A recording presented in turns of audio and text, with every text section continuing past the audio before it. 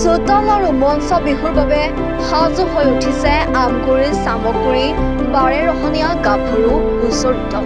বিগত ৩ বছৰে চামগুৰি অসমৰ ভিন্ন প্ৰান্তৰ মঞ্চৰ লগতে চোতাল বিহু প্ৰদৰ্শনেৰে ৰাইজৰ সমাদৰ লাভ কৰিবলৈ সক্ষম হোৱা বাৰেৰহণীয়া গাভৰু হুঁচৰি দলটি এইবাৰ ৪ৰ্থ বৰ্ষৰ বাবে সাজু হৈ উঠিছে।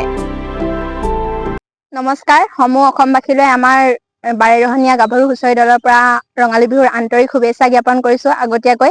আৰু অসমবাসী নহয়, সমূহ ভাৰতবাসীলৈও আমাৰ ফালৰ পৰা ৰঙালী বিহুৰ আন্তৰিক শুভেচ্ছা জনাইছো।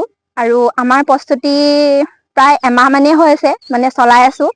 আৰু যিহেতু আমি এতিয়া অকল মঞ্চ বিহু বুলিয়ে নহয়, চোতাল বিহু, মুকলি বিহু আমি সকলোতে ভাগ ল'ম আৰু প্ৰিপাৰেচন চলাই আছো। কিমান বছৰ হ'ল তোমালোকৰ? আমাৰ বিহু যোৰা ৩ বছৰ হ'ল। জেগাডোখৰ কি হয়? কি জেগা? এডোখৰ চামগুৰি বুলি কয়। আমাৰ বাৰেৰহণীয়া গাভৰু হুঁচৰি দলৰ পৰা আমি সকলোকে ৰঙালী বিহুৰ শুভেচ্ছা জ্ঞাপন কৰিলো। আমাৰ এই বিহু যোৰা এমাহ মানৰ পৰা প্ৰস্তুতি চলাই থকা হৈছে। প্ৰায় ৩ বছৰ হ'ল এই বিহু যোৰা ওলোৱা।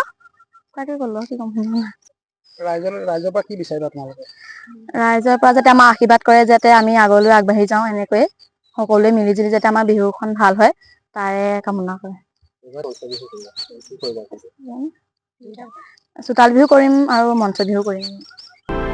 আমগুৰিৰ পৰা ৱাকিল আহমেদৰ ৰিপৰ্ট, এনি ভাৰত 24।